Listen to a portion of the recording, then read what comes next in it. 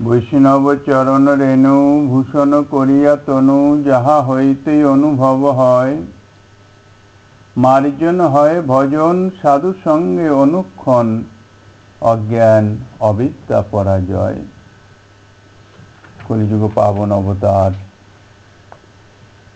পরম করুণাময় শ্রী শ্রী গৌরাঙ্গ সুন্দরের পরম অন্তরঙ্গ প্রিয় পার্ষদ শ্রী শ্রী নিত্যানন্দ প্রভুর দ্বিতীয় প্রকাশ সাক্ষাৎ প্রেম ঘনমূর্তি পূজ্যপাদ শ্রীল নরোত্তম দাস ঠাকুর মহাশয় তাহার শ্রী শ্রী প্রেম ভক্তিকা নামক শ্রী গ্রন্থের শ্রী বৈষ্ণব চরণ রেণু এবং বৈষ্ণব সঙ্গের মহিমা বর্ণন প্রসঙ্গে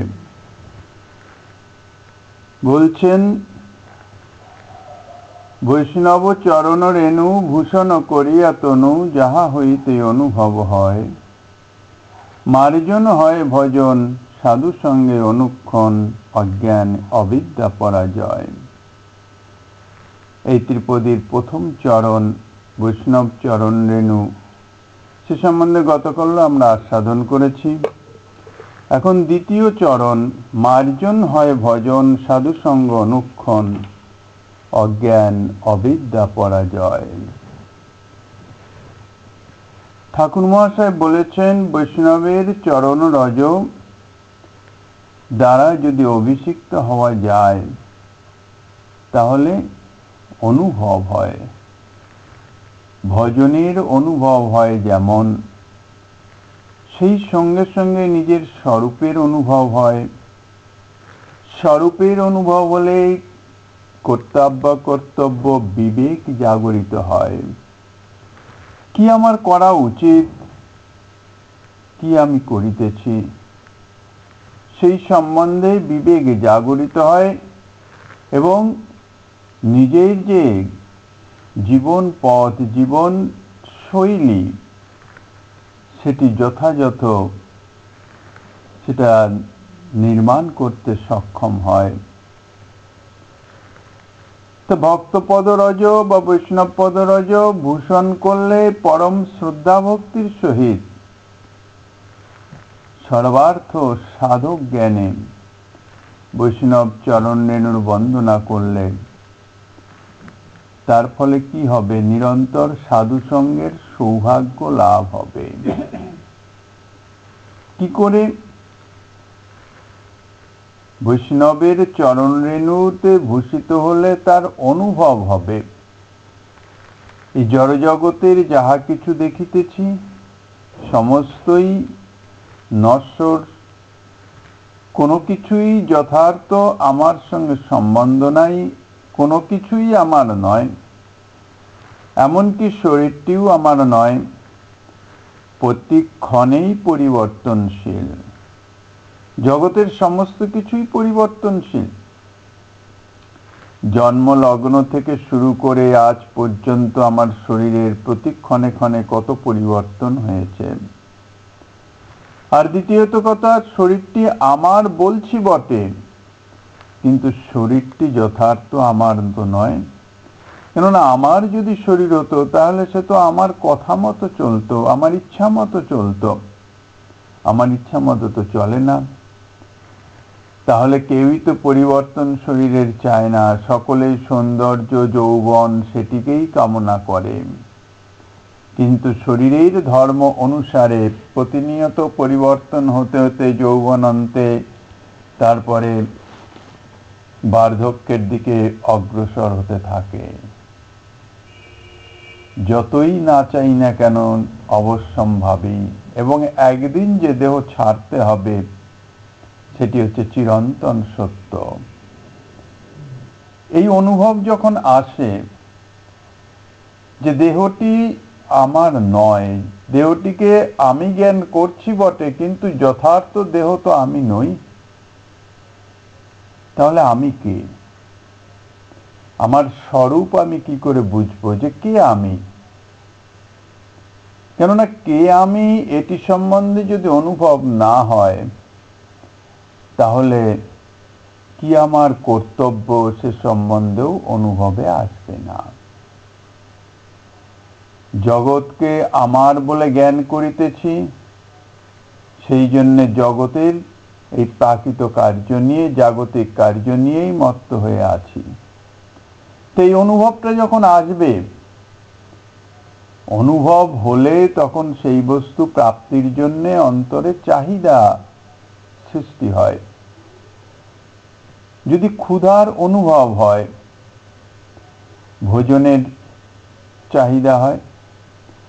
ক্ষুধার অনুভবটি যত বৃদ্ধি পেতে থাকে, তত ভোজনের যে চাহিদা, আকাঙ্ক্ষাটি বাড়তে থাকে। শেষমেশ যত কার্যই থাকুক না কেন, সমস্ত পরিত্যাগ করে আগে ভোজন চাই, কেননা ক্ষুধার প্রবল অনুভব হচ্ছে। সেরকম সমস্ত কিছুরই। তো সেই রকম যদি কে আমি, সেটি যখন আমি জানতে পারছি না, সেটি জানবার জন্যে যদি চিত্তে আকাঙ্ক্ষা জাগে, কোথায় জানা যাবে? জড়জগতের কোনো কিছুই তো আমার নয়, সবই তো বিনাশশীল। তখন সেই জানার জন্যে সাধু সঙ্গে যাবে। সাধু সঙ্গে গিয়ে সাধু মুখে ভগবত লীলা কথা ইত্যাদি শ্রবণের মাধ্যম দিয়ে তার নিজের স্বরূপ পরিচয়, জগতের পরিচয়, সমস্ত কিছু ধীরে ধীরে সে জানতে পারবে। সেই জন্য বলছেন নিরন্তর সাধু সঙ্গের সৌভাগ্য লাভ হয়। আর সাধু সঙ্গে গেলেই সেখানে দণ্ডবত, প্রণতি ইত্যাদির মাধ্যমে বৈষ্ণব চরণ রেণু লাভের মহা সৌভাগ্য হয়। আর অনুক্ষণ ভজনে সাধু সঙ্গে থাকতে পারলে, অনুক্ষণ সাধু সঙ্গ বলতে দিন রাত্রি তো আর সাধু সঙ্গে থাকা যায় না। সাধুগণ তো ভজনে থাকেন, তাহাদের তো নিত্যকীর্ত আছে। তো দিনের মধ্যে যতটুকু সময় নিয়মিতভাবে যদি সাধু সঙ্গ করা যায়, আর সেই বিষয়টি নিরন্তর মনন করতে হয়। মন যেখানেই থাকে সেখানেরই সঙ্গ হয়। মন যদি জগতে থাকে, জাগতিক বস্তুতে থাকে, তাহলে জাগতিক বস্তুর সঙ্গ হচ্ছে। আর মন যদি সাধুর সঙ্গে থাকে, অর্থাৎ সাধুগণ কিভাবে চলছেন, কি কথা বলছেন, সেই সমস্ত যদি চিন্তা ভাবনা করতে থাকে, তাহলে মনের দ্বারা সাধু সঙ্গই হইতেছে। ইন্দ্রিয়গণ তো যথার্থ কার্য করে না, ইন্দ্রিয়গণের দ্বারা মনই কার্য করিয়ে নেয়। সঙ্গ হচ্ছে মনের, শরীরের তো সঙ্গ নয়। শরীরের মাধ্যমে মনই সঙ্গ করিতেছে। এই সাধু সঙ্গে কি হচ্ছে? নিরন্তর ভগবত কথা শ্রবণের ফলে তার চিত্তটি মার্জিত হচ্ছে, ভজনের আকাঙ্ক্ষা জাগছে। ভজনের আকাঙ্ক্ষা যখন জাগছে চিত্তে, তখন কিভাবে ভজন করবে, অর্থাৎ নিজের স্বরূপ সম্বন্ধে যখন তার অনুভব হচ্ছে, তখন তার কৃত্যাকৃত্য বিবেকে জাগছে, কি আমার কর্তব্য, কি আমার করা উচিত, আর আমি কি করিতেছি। এই সম্বন্ধে যখন অন্তরে প্রবল উৎকণ্ঠা জাগরিত হবে, তখন কিভাবে নিজের স্বরূপানুবন্ধী কর্তব্য কর্মে রত হওয়া যাবে সে সম্বন্ধে আকাঙ্ক্ষা জাগবে। অর্থাৎ গুরুপাদাশ্রয়ের মাধ্যমে ভজনে সে রত হবে। সাধু সঙ্গের প্রভাবে ভজনটি সুমার্জিত হয়। ঠাকুর মহাশয় বলছেন, মার্জন হয় ভজন। সাধু সঙ্গের আনুষঙ্গিক ফলে হচ্ছে অজ্ঞান অবিদ্যা পরাজয়। অজ্ঞান অবিদ্যা বিনাশপ্রাপ্ত হওয়ার জন্য সাধু সঙ্গ নয়। সাধু সঙ্গের সেটি হচ্ছে আনুষঙ্গিক ফল। যেমন সূর্যোদয়ের প্রাক্কালে সূর্যোদয়ের যে আলো ধীরে ধীরে প্রকাশিত হলেই অন্ধকার দূরীভূত হয়ে যায়, ধর্মকর্মের বিকাশ হয়, হিংস্র পশু আদি তারা লুক্কায়িত হয়ে যায়, চৌর্য ইত্যাদি অধর্ম সেগুলো সব নিবৃত্ত হয়ে যায়। এগুলি সব আনুষঙ্গিক ফল। সূর্যের আবির্ভাব অর্থাৎ প্রকাশ, চতুর্দিকের যে আলো বা প্রকাশ, তার ফলে কি হয়? ধর্ম ইত্যাদি সেগুলি ধর্মকার্য শুরু হয়। তা তেমনি সাধুসঙ্গের ফলে অজ্ঞান অবিদ্যা বিনাশ প্রাপ্ত হয়ে যায়। যে অজ্ঞান বা অবিদ্যার ফলে দেহে আমিবোধ, দেহ সম্বন্ধনীয় বিষয় বা বস্তুতে বা ব্যক্তিতে আমার বোধ আছে, এটি হচ্ছে অজ্ঞান, এটি হচ্ছে অবিদ্যা। আর এর ফলেই মোহ, এর ফলেই সংসার দুঃখ ভোগ, তিতাব জ্বালা। সংসার দুঃখ ভোগ অর্থাৎ পুনঃ পুনঃ জন্ম, পুনঃ পুনঃ মরণ, এটাই হচ্ছে সংসার দুঃখ। ইতিপূর্বে আমরা বলেছি, যেমন সুরাপানে মত্ত ব্যক্তি যদি রাস্তায় পড়েও থাকে, নালিতে পড়েও থাকে, সে যেমন দুঃখ যে পাচ্ছে সেটি অনুভবে আসে না, তেমনি সংসার ভোগে মত্ত ব্যক্তি যে নিরন্তর তিতাব জ্বালায় জর্জরিত হইতেছে, সে অনুভব তাদের আসে না। এটা হচ্ছে অজ্ঞানের প্রভাব, অবিদ্যার প্রভাব। মন বুদ্ধি চিত্ত তাহা অজ্ঞান, অজ্ঞানকে বলা হয়েছে তম, অন্ধকার। ঘন অন্ধকারেই যেমন নিজের অঙ্গ প্রত্যঙ্গকেও দেখা যায় না, অর্থাৎ অনুভবে আসে না, আশেপাশে কি আছে না আছে সে সম্বন্ধে কিছুই জ্ঞানে আসে না, অনুভবে আসে না। সেই রকম মন বুদ্ধি চিত্ত অজ্ঞান রূপ তম অন্ধকারে আচ্ছন্ন থাকার জন্যে এই সংসারে জড়জাগতিক বিষয়ের প্রতি আসক্ত হয়ে জাগতিক কর্মে রত থেকে যে নিরন্তর সে দুঃখ প্রাপ্ত হচ্ছে। শঙ্করাচার্য বলেছেন, পুনরপি জন্মম পুনরপি মরণম। জন্ম করছে ভোগের জন্যে, ভোগ সুখের জন্য নিরন্তর প্রচেষ্টা, কর্ম করছে, সেই কর্মের ফলে নিরন্তর বন্ধন, আবার জন্ম, দেহ ধারণ করছে, আবার মৃত্যু হচ্ছে। কারণ দেহ ধারণ করলে মৃত্যু অবশ্যম্ভাবী। আর দেহ প্রাপ্তি হচ্ছে বাসনা সংস্কারের জন্য, বাসনার জন্য। কত কত বাসনা, এই বাসনার সৃষ্টি হচ্ছে অবিদ্যার থেকে। এই যে বাসনা বা এই যে অজ্ঞান অবিদ্যা সাধুসঙ্গের প্রভাবে যখন নিজের স্বরূপের অনুভব আসবে, কে আমি, যথার্থ কে আমি, সে সম্বন্ধে অনুসন্ধিৎসা আসবে। উপনিষদের প্রথমেই অথাত ব্রহ্ম জিজ্ঞাসা, কে আমি? এটি হচ্ছে বাস্তবিক অনন্ত কোটি জীব নিচয় বিদ্যমান। 84 লক্ষ যোনি শাস্ত্রে বর্ণিত আছে। এত শরীর প্রাপ্ত, অর্থাৎ এত ধরনের জীব, পশু পক্ষী কীট পতঙ্গ বৃক্ষ স্থাবর জঙ্গম, কত রকমের, কিন্তু কাহারও কে আমি এ সম্বন্ধে অনুসন্ধান করবার সামর্থ্য নাই। একমাত্র মনুষ্যেরই সেই সামর্থ্য। এই জন্যেই মনুষ্য শরীর দুর্লভ, এমনকি বলেছে দেব বাঞ্ছিত। দেবগণও কামনা করেন, বাসনা করেন মনুষ্য শরীর প্রাপ্তির জন্যে, কিন্তু তাহারা পায় না। পশু পক্ষী কীট পতঙ্গ তাদের থেকে দেবদেহ অত্যন্ত উত্তম, কিন্তু সেই দেবদেহ মনুষ্য শরীর থেকে উত্তম নয়। মনুষ্য শরীর থেকে দেবদেহ যদি উত্তম হতো, তাহলে দেবতারা মনুষ্য শরীরের কামনা করতো না। অনেক রকম সাধন আছে, তার ফলে অনেক কিছু করা যায়। দেবদেহ প্রাপ্তির জন্য বিশেষ কিছু নাই, কিছু পুণ্যকর্ম করলেই দেবদেহ প্রাপ্ত হয়ে স্বর্গসুখ ভোগের জন্য স্বর্গলোকে গমন হয়। পুণ্য ক্ষীণ হয়ে গেলেই আবার মর্তলোকে তার জন্ম হবে। আর যদি কিছু অধর্ম করে, দুষ্কর্ম করে, তাহলে ইতর্জনীতে চলে যায়, পশু পক্ষী ইত্যাদি দেহ প্রাপ্ত হয়। কিন্তু মনুষ্য শরীর প্রাপ্তির জন্য শাস্ত্রে যথাযথ কোনো সাধন নাই। এটি হচ্ছে ভগবত কৃপার দান।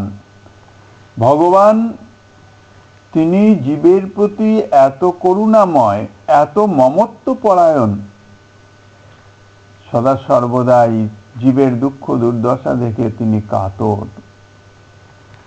নিরন্তর প্রচেষ্টাশীল কিভাবে জীব তার স্বরূপানুবন্ধী কর্ম করে আমার পাদপদ্ম সান্নিধ্যে উপস্থিত হয়ে আমার সেবা প্রাপ্ত হবে, অখণ্ড আনন্দ অনুভব করবেন। স্বরূপত জীব তো ভগবানেরই অংশ।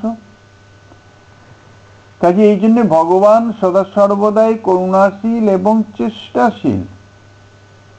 সেই জন্য নিরন্তর সাধুগণকে পাঠিয়ে দেন এই মনুষ্য শরীরধারী তাদের ভগবত উন্মুখী করবার জন্যে। তা কোনো ভাগ্যে যদি তাদৃশ সাধুর কোনো সঙ্গ প্রাপ্ত হওয়া যায়, সঙ্গের প্রভাবেই অজ্ঞান অবিদ্যা দূরীভূত হয়ে যায়, ভজনে রত হয়ে যায়। আর ভজনটি মার্জিত হবে কিভাবে? অনুক্ষণ সাধু সঙ্গ। দীর্ঘদিনের পরিত্যক্ত কোনো বাসন, যেমন তার স্বরূপটিকে চেনা যাচ্ছে না, একেবারে ময়লায় কালো হয়ে গেছে, তাকে ভালো করে মার্জন করলে, পুনঃ পুনঃ মার্জন করতে করতে ধীরে ধীরে ধীরে ধীরে তার সে উজ্জ্বলতাটা ফিরে আসে। যথাযথ মার্জিত না হলে স্বরূপে তো আসে না। তা সাধু সঙ্গের প্রভাবে তার ভজনে তো রত হলো, দীক্ষা নেওয়া কর্তব্য, দীক্ষা নিলাম, মন্ত্র প্রাপ্ত হলাম, ভজনে রত হলাম। গুরু মহারাজ বলে দিয়েছেন বেশি না পারো কমপক্ষে এইটুকু অন্তত করো। গুরু মহারাজ বলেছেন ওইটাই বিধি, ওইটুকু করেই আমার কাজ ছুটি। এতে তো ভজন মার্জিত হচ্ছে না, এতে তো অগ্রসর হচ্ছে না। কেননা মনে যে বস্তু থাকবে সেই বস্তুতেই আসক্তি বৃদ্ধি প্রাপ্ত হবে। সারাদিন আমি যে বিষয়ের চিন্তা করব সেই বিষয়ে তো আসক্তি হবে। সারাদিন ভজনের সঙ্গে ভগবানের সঙ্গে কোনো সম্বন্ধ নাই, জড়জাগতিক বিষয়ে নিজের সুখ ভোগ, খাওয়া পড়া ইত্যাদি বা জাগতিক কর্ম ইত্যাদিতে ব্যস্ত হয়ে যদি থাকি, মন যদি তাতে রত থাকে, মনের মধ্যে তো সেই বিষয়েরই ছাপ রয়েছে, সেই বিষয়েই তো আসক্তি হচ্ছে। দীর্ঘদিনের একটা অভ্যাস, দীর্ঘদিনের আসক্তি কি করে যাবে? সেটি তো যাবে না। আর যদি মনে করি সমস্ত শেষ করে বৃদ্ধ বয়সে ভজন করব, সেটা তো সর্বথা অসম্ভব। কেননা স্বাভাবিক শারীরিক নিয়ম অনুসারেই পৌরত্ব যখনই আসবে, বার্ধক্য তো পরের কথা, পৌরত্ব আসলেই শরীরে ব্যাধি এসে উপস্থিত হবেই। যান্ত্রিক জগতে একটি মেশিন যদি চলতে থাকে দীর্ঘদিন, কলকব্জা ক্ষয় প্রাপ্ত হয়, ঢিলে ঢালা হয়ে যায়, অকেজ হয়ে যায়, সেটা আর কাজ করতে পারে না। তো শরীর সেই রকম জন্মলগ্ন থেকে একেবারে শেষ যৌবন পর্যন্ত সমানে পরিশ্রম করে যাচ্ছে, কলকব্জা বিগড়াবেই। কাজেই পৌরত্ব যখনই আসবে, পৌরত্ব আসা মানে শরীরে ব্যাধি এসে উপস্থিত হবে, ঢিলে ঢালা হয়ে গেছে, এই দিয়ে আর তোমার কাজ হবে না। শ্বাস কাশ কত রকমের ব্যাধি। ভজন কি হবে? এক তো এদিকে গেল শারীরিক অসুবিধা, দ্বিতীয়ত মনেই এত দীর্ঘদিন ধরে যে বিষয়ের ছাপ পড়েছে, সেই বিষয়ই মনের মধ্যে ফুটে উঠবে, সেই বিষয়ই আসবে। ভগবত স্মরণ মনন আসতে পারে না, অসম্ভব। এই জন্যে ভজনটি মার্জন হওয়া চাই, তার জন্য চাই অনুক্ষণ সাধুসঙ্গ। সাধুসঙ্গের প্রভাবে ভজনটি মার্জিত হবে। মানে কি, আমি যে ভজনটুকু করিতেছি এটি আমার পক্ষে যথেষ্ট, এই যে অনুভব, এই অনুভবটি দূরীভূত হয়ে যাবে। তার পরিবর্তে হৃদয় মনে আসবে কি, যে আমি কিছুই করিতে পারিতেছি না, যা আমার করা উচিত, যা আমার করা উচিত ছিল তার কিছুই করতে পারছি না, কাজেই আমার কি গতি হবে। মনের মধ্যে এই উৎকণ্ঠা আসবে। এই উৎকণ্ঠা যত বর্ধিত হওয়া মানেই ভজনটি মার্জিত হওয়া। আর উৎকণ্ঠা বর্ধিত হলেই তখন ভজনের দিকেই অগ্রসর হবে মন, বুদ্ধি, চিত্ত সদা সর্বদাই। কি করে ভজনে অগ্রসর হওয়া যায়, কি করে আরো ভজন করা যায়। জীবনটা এইভাবে নষ্ট হয়ে গেল, এইভাবে নষ্ট করে দিলাম। কাজেই সাধু সঙ্গের অর্থাৎ সাধুগণের, এই জন্য সাধুমুখে ভগবত কথা শ্রবণের এত মহিমা। প্রেমভক্তি লাভের সুনিশ্চিত উপায় প্রেমিক ভক্তের শ্রীমুখে ভগবানের লীলা কথা শ্রবণ। শ্রবণ মানে শুধু কান দিয়ে শুনে গেলাম, ব্যাস হয়ে গেল, অন্য কান দিয়ে বেরিয়ে দিলাম, তা নয়। শ্রবণের মুখ্য অর্থ হচ্ছে হৃদয়ে ধারণ। একজন কলাকার 3টি মূর্তি তৈরি করে নিয়ে বিক্রমাদিত্যের সভাতে এসে উপস্থিত হয়েছিলেন। বিক্রমাদিত্যের সভায় নবরত্ন অবস্থান করেন, বিশেষ পণ্ডিত, জ্ঞানী, গুণী। 3টে মূর্তি দেখতে একই রকম, সর্বথা একই রকম, ওজন একই রকম, আকৃতি প্রকৃতি সমস্ত। এখন কলাকার রাজা সাহেবকে বললেন যে 3টি মূর্তির মধ্যে উত্তম, মধ্যম, অধম নির্ণয় করে দিতে হবে এবং সেই সঙ্গে সঙ্গে তার মূল্যও ধারণ করে দিতে হবে। রাজার সবাই যে সমস্ত পণ্ডিত বর্গ সব আছেন সকলেই দেখছেন এক একটা মূর্তি, ভালো করে এদিক ওদিক ঘুরিয়ে ফিরিয়ে সব কিছু দেখছেন, বিন্দুমাত্র পার্থক্য খুঁজে পাচ্ছেন না। একই তো সব, বলছেন এর মধ্যে কোনো পার্থক্যই নাই। তখন রাজা বিক্রমাদিত্য শেষমেশ কালিদাসের দিকে দৃষ্টিপাত করলেন। কালিদাস গিয়ে প্রথমে মূর্তিগুলি যথারীতি ভালো করে উল্টে পাল্টে দেখলেন, কোনো পার্থক্য দেখতে পাচ্ছেন না। কিন্তু কলাকার যখন বলেছেন তখন নিশ্চয়ই কোনো পার্থক্য অবশ্যই আছে। হঠাৎ দৃষ্টি পড়ছে যে বিগ্রহের কর্ণে ছিদ্র করা। বিগ্রহ মূর্তি বানালে তার কানে তো কেউ ছিদ্র করে না, কানে কেন ছিদ্র? নিশ্চয়ই এখানেই কোনো রহস্য আছে। কি করলেন, একটি সোনার সুতো চাইলেন। সোনার সুতো যখন চাইলেন, কানের ছিদ্র দিয়ে যখন প্রবেশ করালেন প্রথম মূর্তির, তখন অপর কান দিয়ে সেটি বেরিয়ে চলে গেল।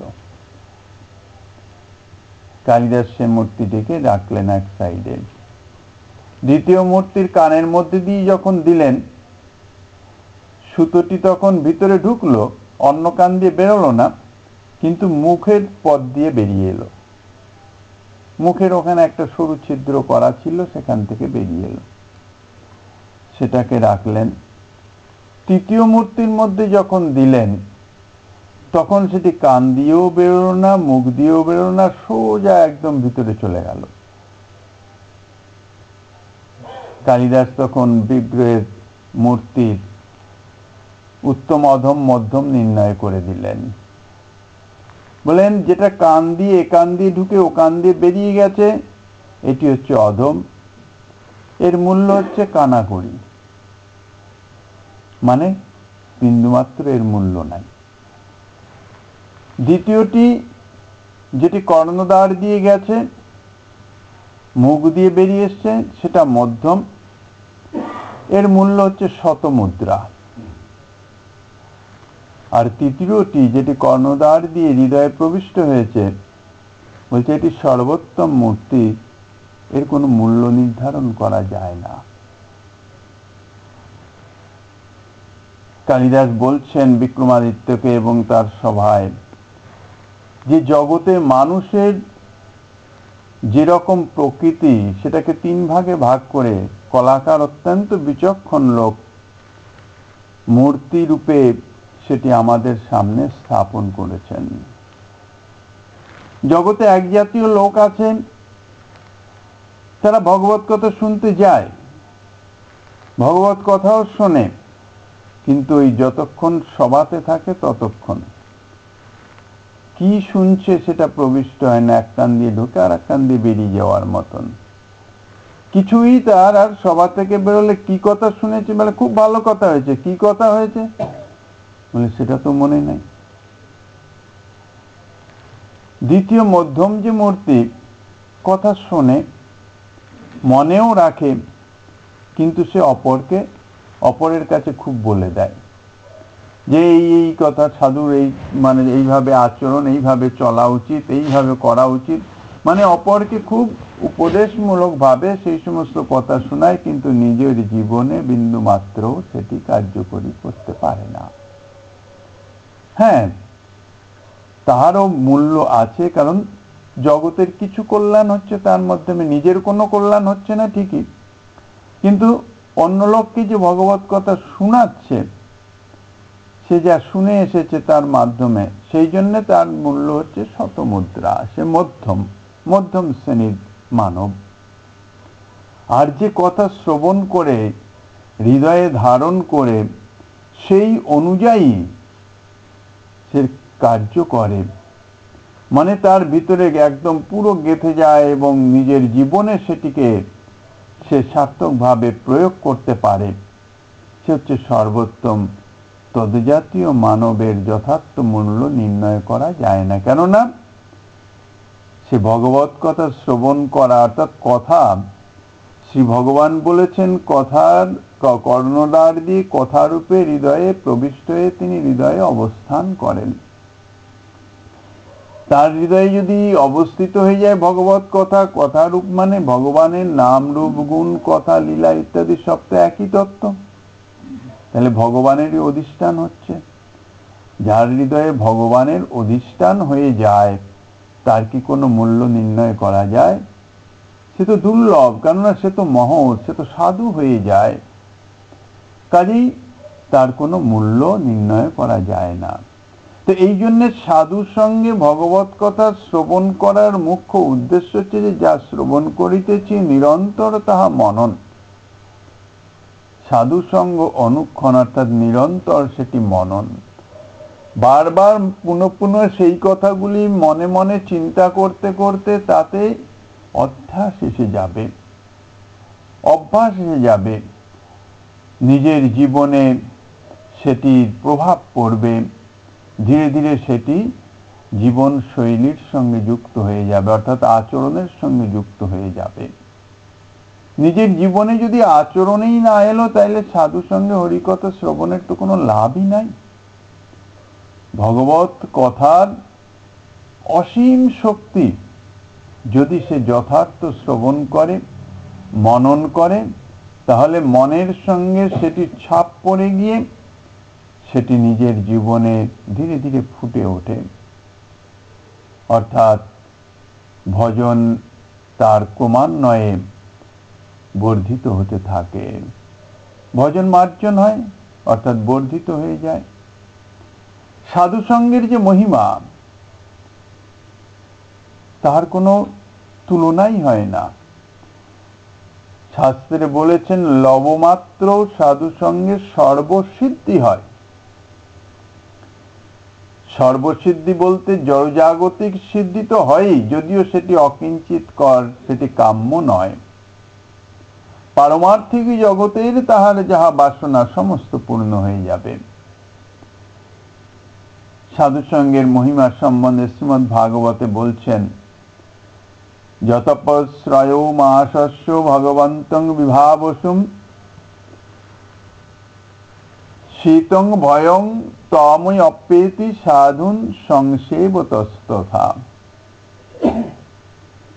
ভগবান অগ্নিদেবতার আশ্রয়ে যেমন শীত, ভয় এবং অন্ধকার বিনষ্ট হয়ে যায়।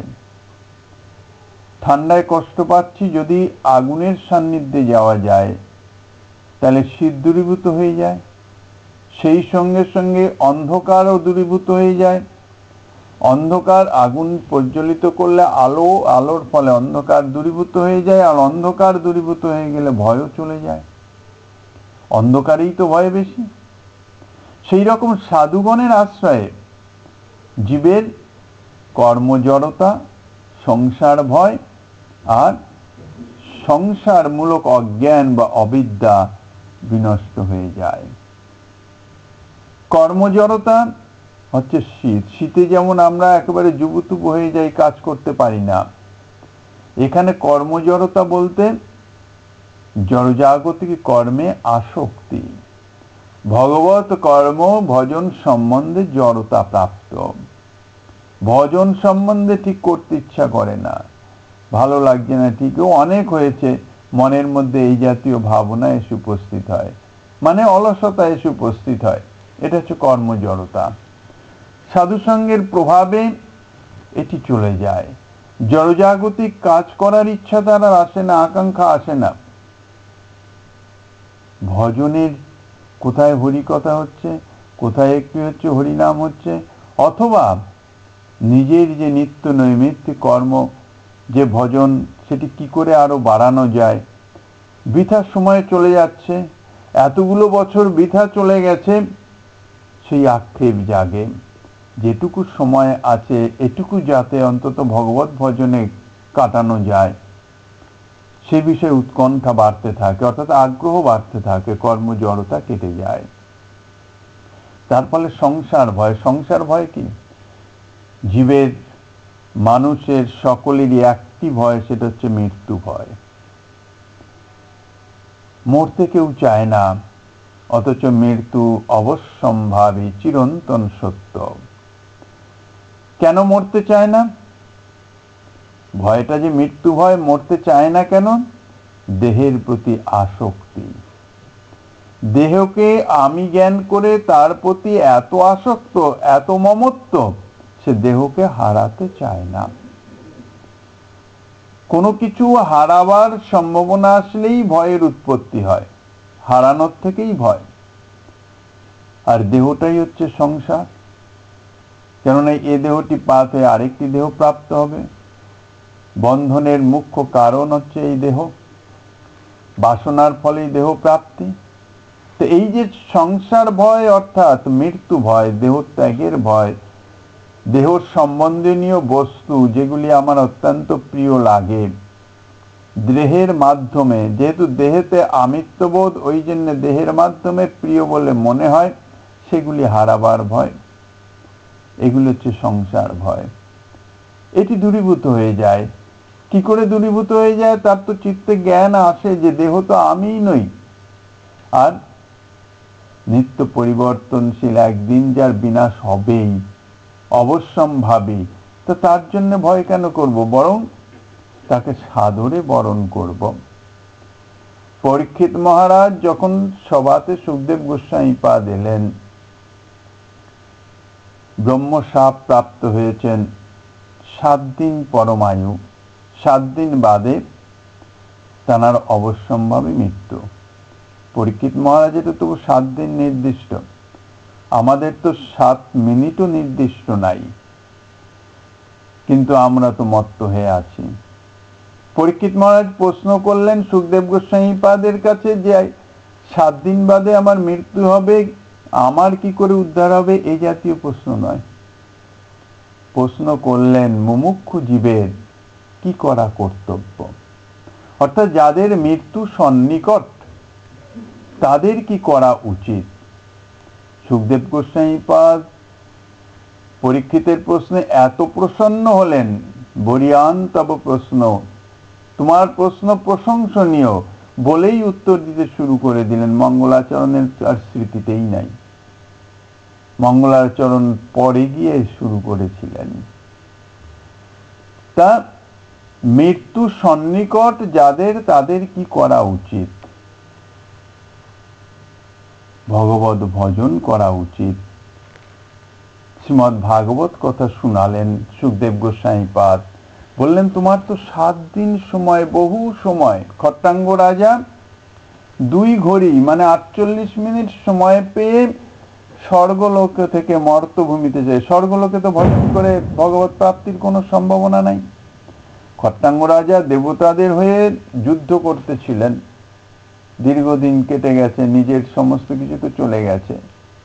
এবার যখন দেবতারা বর দিতে চাইলেন বা দেবলোকে স্বর্গে অবস্থানের জন্য বললেন, স্বর্গে তো সুখভোগের জন্য, এখন আমার কতটা আয়ু আছে সেটা তো জানতে হবে, কতদিন আমি সুখভোগ করব। দেবতাগণ বললেন যে মাত্র 2 ঘড়ি 48 মিনিট তোমার আয়ু আছে।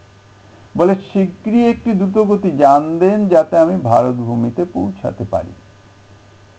কেননা ভারত ভূমি হচ্ছে ভজনের স্থান, ভগবত পাদপদ্মে পৌঁছাবার স্থান, অন্য কোথাও থেকে হবে না। চলে এলেন, মন বুদ্ধি চিত্ত সমস্ত কিছু ভগবত চরণে সমর্পণ করে তিনি ভগবত পাদপদ্ম লাভ করলেন। কাজেই মাত্র 2 মুহূর্ত 2 ঘড়ির সময়ে খট্টাঙ্গ রাজা ভগবত পাদপদ্ম লাভ করেছেন। তোমার তো 7 দিন সময়, বহু সময়। ভগবত কথা শ্রবণের শেষ হয়ে গেলে, এতক্ষণ পরীক্ষিত মহারাজই প্রশ্ন করেছেন। কথা যখন সমাপ্ত হলো, সুখদেব গোস্বামী পাদ বিদায় নেবেন, পরীক্ষিত মহারাজকে একটা প্রশ্ন করছেন যে মহারাজ, এবার আমি একটা প্রশ্ন করি আপনাকে। বলছে করুন। বলছে তুমি কি মরবে? অর্থাৎ তোমার মৃত্যু ভয় কি দূরীভূত হয়েছে? যে ভয়টা ছিল আসন্ন মৃত্যুর, জীবের কি করা উচিত? পরীক্ষিত মহারাজ বলছেন আমি জন্মই হয় নাই, তাই মরব কি? অর্থাৎ আত্মজ্ঞান জেগেছে। আত্মার তো জন্ম মৃত্যু নাই। আত্মা তো দেহ আশ্রয় করে, দেহ প্রাপ্ত হয় কর্মফল ভোগের জন্য। আত্মার যেমন জন্মও নাই, যার জন্ম নাই তার তো মৃত্যুও নাই। সুখদেব গোস্বামী পাদ সন্তুষ্ট হয়ে চলে গেলেন, কেননা আমার জন্মই হয় নাই, তার মরব কি, মৃত্যুরও কোনো ভয় নাই। তাই সংসার ভয় দূরীভূত হয়ে যায়। এটি হয় কিসের থেকে? অন্ধকার বিনষ্ট হলে, আলো জ্বাললে, আগুন জ্বাললে যে তার আলোতে তো অন্ধকার বিনষ্ট হয়, তেমনি সংসারমূলক অজ্ঞান বা অবিদ্যা দূরীভূত হলেই সংসার ভয় চলে যায়। যথার্থ নিজের স্বরূপ সম্বন্ধে যে অনুভূত হয়, এ দেহ তো আমি নই, আমি তো ভগবানের অংশ, শুদ্ধ মুক্ত পবিত্র আত্মা স্বরূপ। এই দেহে যে আমিত্ববোধ, দেহাদি সম্বন্ধনীয় বস্তুতে যে আমার বোধ, এই যে অজ্ঞান, এটি দূরীভূত হয়ে যায়। তাহলে সাধুগণের আশ্রয়ে কর্মজড়তা, সংসার ভয়, সংসারমূলক অজ্ঞান বা অবিদ্যা বিনষ্ট হয়ে যায়। শ্রীমদ্ ভাগবতের এই শ্লোকের টিকাতে শ্রীল বিশ্বনাথ চক্রবর্তী বা তিনি লিখেছেন, শিয়ৌ দনৌ সিদ্ধার্থ মুপাশ্রয় মানস্য অপ্রীতি নশ্যতি তথৈব ভজন সিদ্ধার্থং সাধুন সংসেব্য মানস্য কর্মাদি জাড্যং সংসার ভয়ং ভজন বিঘ্নশ্চ।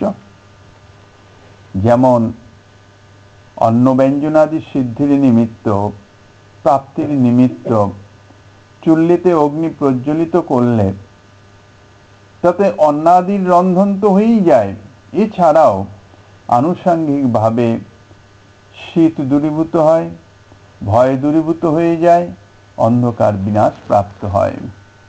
ঠিক সেই রকম ভজন সিদ্ধির জন্য সাধু সঙ্গ বা সাধু সেবা যদি করা যায়, যেমন অন্নাদি রন্ধনের জন্যই অগ্নি প্রজ্বলিত হচ্ছে, তাতে অন্ধকারও যাচ্ছে, ঠান্ডাও যাচ্ছে, ভয়ও যাচ্ছে, ঠিক তেমনি সাধু সঙ্গ বা সাধু সেবার নিমিত্ত সাধু সেবা যদি করা যায়, তাইলে তার মুখ্য উদ্দেশ্য হচ্ছে ভজন সিদ্ধি। আর আনুষাঙ্গিকভাবে এই কর্মজড়তা, সংসার ভয়, অজ্ঞান অবিদ্যাটা কি? সেটি হচ্ছে ভজনের বিঘ্নকারী। অজ্ঞান অবিদ্যা ভজন বিঘ্ন সৃষ্টি করে, ভজনকে স্বচ্ছন্দভাবে অগ্রসর হতে দেয় না। ধীরে ধীরে ধীরে ধীরে কোথায় যে অতলে তলিয়ে যায়, ক্রমান্বয়ে ভজন শৈথিল্য এসে খোঁজই পাওয়া যায় না। জড়জাগতিক বিষয়ের আসক্তি বর্ধিত হতে থাকে। আসক্তি হচ্ছে অজ্ঞান অবিদ্যার মুখ্য কারণ, মানে মুখ্য ফল। আসক্তির ফলেই আমাদের বন্ধন, নইলে আমরা তো বন্ধ নই। আসক্তির দ্বারাই বাধা হয়ে আছি, আসক্তি নাই তো কিছুই বাধা নাই। দেহে আসক্তি আছে, তাই দেহে হারাবার জন্য ভয়। দেহে যদি আসক্তি না থাকে তাহলে তো দেহে হারালো, থাকলো আর গেল, বয়ে গেছে আমার। প্রতিবেশী জনে তো আসক্তি নাই, প্রতিবেশীর যদি কিছু জিনিস নষ্ট হয়, কই সেরকম তো দুঃখ লাগে না। নিজের বস্তু যদি কিছু হারিয়ে যায়, 5টা টাকা যদি হারিয়ে যায়, তাহলেই তো মনের মধ্যে নানান রকমের সব জল্পনা কল্পনা চলতে থাকে। হায় হায় এসে উপস্থিত হয়, 5টা টাকা নষ্ট হয়ে গেল, কোথায় হারিয়ে গেল, খুঁজতে শুরু করি, কোথায় হারালো, কোথায় হারালো, কোথায় হারালো। তাহলে আসক্তি হচ্ছে বন্ধনের কারণ। আসক্তি যদি না থাকে তাহলে তো আর বন্ধন নাই। এই আসক্তি ভগবত ভজনের মুখ্য বিঘ্নকারী। আর এই আসক্তি ভজন শৈথিল্য এনে দেয়। জড়জাগতিক বিষয়ে আসক্তি বর্ধিত করে, আর ভজন বিষয়ে শিথিল করতে করতে ভজনকে কোথায় পাঠিয়ে দিচ্ছে। সৎসঙ্গই বলেছেন সাক্ষাৎ ভক্তি। যেহেতু সৎসঙ্গ হচ্ছে ভগবত বশীকারক, ভক্তিবশ পুরুষ, ভক্তিতেই তো ভগবান বশীভূত হন। শ্রীমদ্ ভাগবতে ভগবান উদ্ধবের প্রতি বলছেন, অথৈতৎ পরমঙ্গুজ্জং সিন্নত যদুনন্দন সুগপ্পমপি বক্ষ্যামি তং মে ভৃত্য সুহৃদ সখা। ভগবান কৃষ্ণ শেষ সময়ে, অর্থাৎ তাঁর কর্ম শেষ, এবার লীলা অপ্রকট করবেন। উদ্ধব অন্তরঙ্গ সখা তো, কাজেই বুঝতে পেরে গেছেন। প্রার্থনা জানাচ্ছেন যে প্রভু, আমার মনে হচ্ছে তুমি শিগগিরই লীলা সম্বরণ করবে, আমাকে কিন্তু তোমার সঙ্গে নিয়ে যাবে, তোমার বিরহ আমি সহ্য করতে পারবো না। তাহাতে শ্রী গোবিন্দ বহু উপদেশ ইত্যাদি দিয়েছিলেন, যাহা উদ্ধব সংবাদ নামে শ্রীমদ্ ভাগবতের 11 স্কন্ধে বর্ণিত আছে। সেখানে শ্রী ভগবান উদ্ধবকে বলেছিলেন, হে যদুনন্দন, তুমি আমার পরম সুহৃদ, ভৃত্য এবং সখা। 3টে বিশেষণ দিয়েছেন। পরম সুহৃদ, ভৃত্য মানে উদ্ধব মহারাজ শ্রীকৃষ্ণ সেবা ছাড়া এক্ষণও থাকতে পারতেন না। আবার সখা, সখ্য ভাব বিশিষ্ট। কাজেই অতি সুগোপ্য তত্ত্ব তোমাকে বলতেছি, শ্রবণ করো। গোপনীয় বিষয় তো যাকে তাকে বলা যায় না। যে সুহৃদ, যে অন্তরঙ্গজন, সখা অন্তরঙ্গ, তাকেই বলা যায়। বলছেন অষ্টাঙ্গ যোগ, তত্ত্ব বিবেক রূপ, সাংখ্য, অহিংসাদি ধর্ম বা বর্ণাশ্রম ধর্ম, বেদপাঠ, তপস্যা, সন্ন্যাস, ইষ্টাপূর্ত অথবা অগ্নিষ্টম যাগ, কুপারামাদি নির্মাণ, দান, ব্রত, দেব পূজা, মন্ত্র, তীর্থ, নিয়ম, হোম আমাকে তাদৃশ বশীভূত করতে পারে না। সর্বসঙ্গের অপহারক সাধুসঙ্গ আমায় যেভাবে বশীভূত করে, অর্থাৎ যতই সাধনা করুক না কেন, তাতে ভগবান বশীভূত হয় না। বলছেন সর্বসঙ্গের অপহারক। আমাদের এই যে বিভিন্ন সমস্ত সঙ্গ অর্থাৎ আসক্তি, সেটি দূরীকরণের সামর্থ্য যে সাধু সঙ্গ, সেই সাধু সঙ্গের প্রভাবে আমি বশীভূত হয়ে যাই। এই জন্যই সাধু সঙ্গকেই সাক্ষাৎ ভক্তি বলেছেন।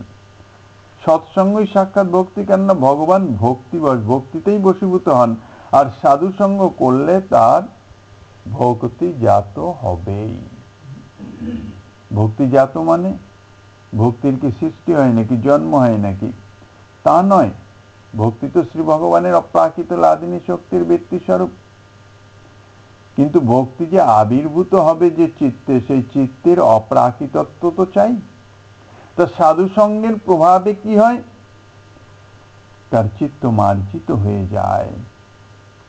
মার্জিত হয়ে অনাদি জন্মের যে কামনা কলুষতা যেগুলি আছে, বাসনা সংস্কার আছে, সমস্ত দূরীভূত হয়ে গিয়ে চিত্ত শুদ্ধ হয়ে যায়। আর সেই শুদ্ধ চিত্তে ভক্তি দেবীর আবির্ভাব হয়। সৎসঙ্গের প্রভাবে ভক্তি লাভ অবশ্যম্ভাবী। এই জন্যই সৎসঙ্গকেই সাক্ষাৎ ভক্তি বলেছে, যদি যথার্থ শ্রদ্ধা সহকারে সৎসঙ্গ করা যায়। দেবর্ষি নারদ, যার সঙ্গেই দেখা হয়েছে তাকেই ভগবান ভগবত পাদপদ্মে পৌঁছে দিয়েছেন। দেবর্ষি নারদের মতন সাধু, তার সঙ্গ পাওয়া অত্যন্ত দুর্লভ।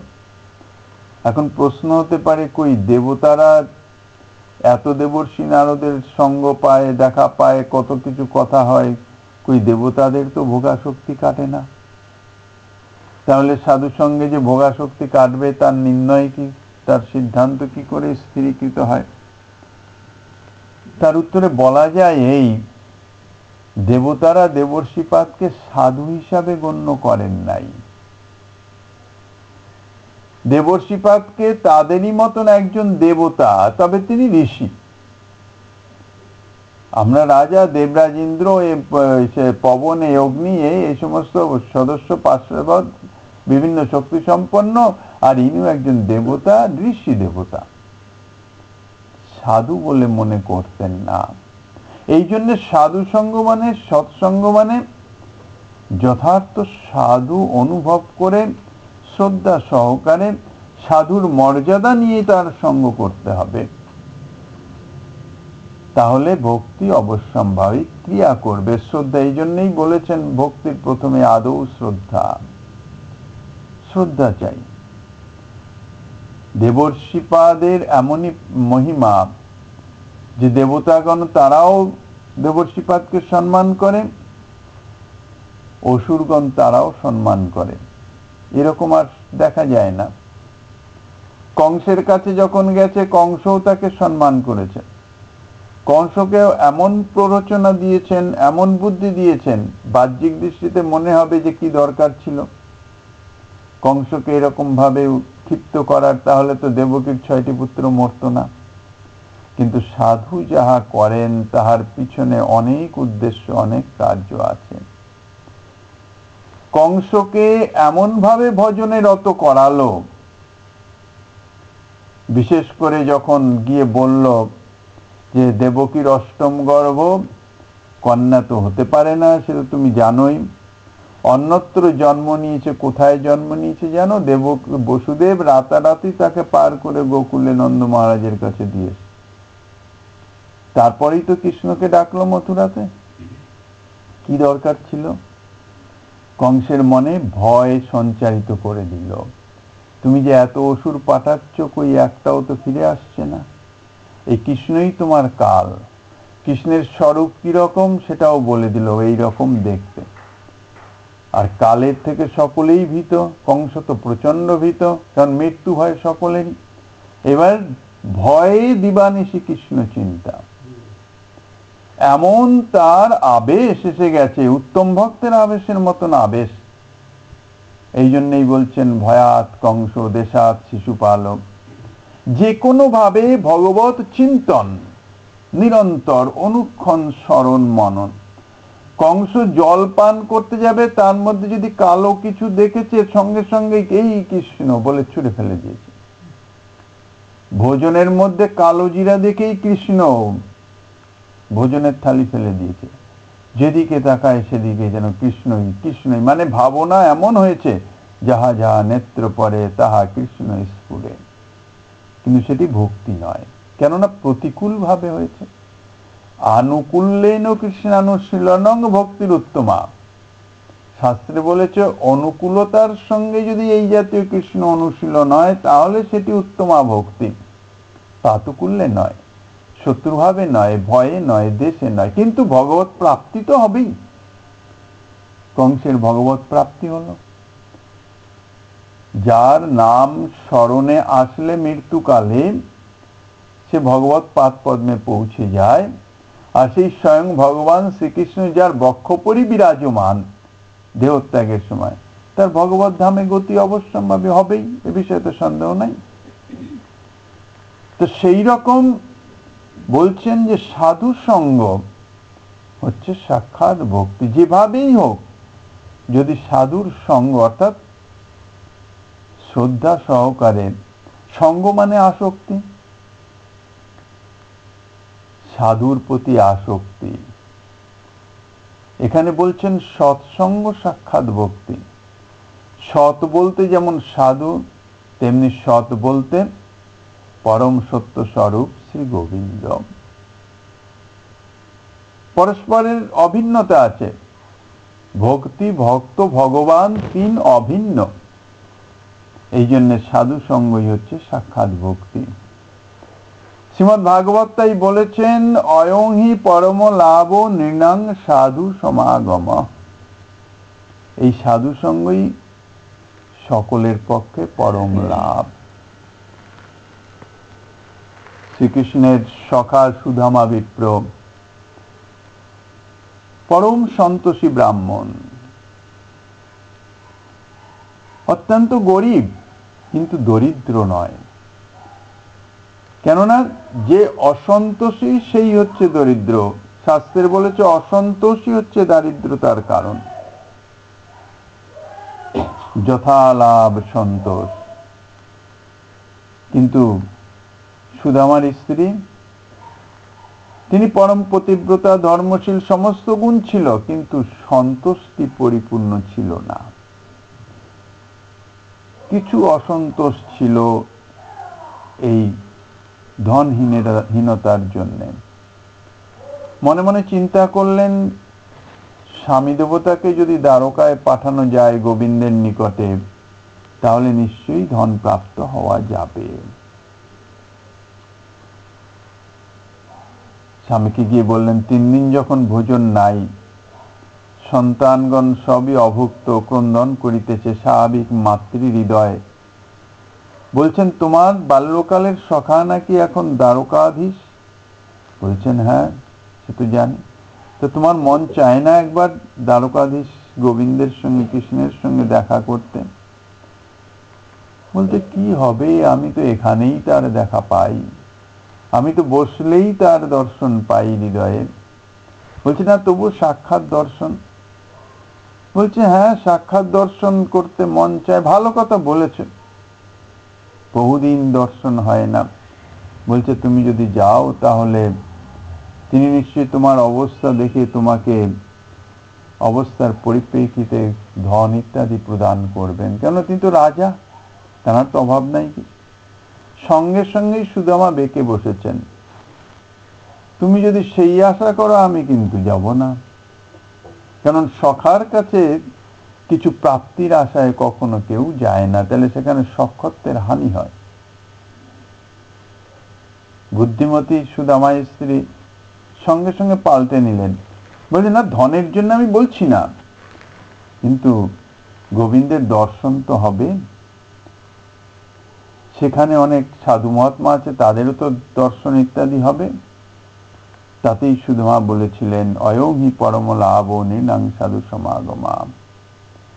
হ্যাঁ, এটি আমার লাভ। দ্বারকায় গেলে হয়তো অনেক কষ্ট হবে, কিন্তু আমার লাভ কি? সাধু সঙ্গম।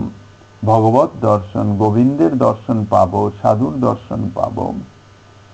কাজে সৎসঙ্গের যে অনির্বচনীয় মহিমা সমস্ত আধ্যাত্মিক শাস্ত্রে বিশেষভাবে তা বর্ণনা আছে। সাধুসঙ্গ সর্বশাস্ত্রে কয়, লবমাত্র সাধুসঙ্গে সর্বসিদ্ধি হয়। এই সাধু সঙ্গ অত্যন্ত নিগুড় রহস্যপূর্ণ। দীর্ঘকালের প্রয়াসের ফলে ধীরে ধীরে যথার্থ সঙ্গ প্রাপ্ত হওয়া যায়, কিন্তু সেটি নিরন্তর। এই জন্য ঠাকুর মহাশয় বলেছেন, মার্জ নয় ভজন সাধু সঙ্গ অনুক্ষণ। অনুক্ষণ যদি সাধু সঙ্গ না করা যায়, তাইলে ভজনটি মার্জিত হয় না, অর্থাৎ চিত্ত শুদ্ধ হয় না, ভক্তি দেবীর আবির্ভাব হয় না। আর ভক্তি দেবীর আবির্ভাব না হলে ভগবত বশীকারত্ব তো বহু দূরে।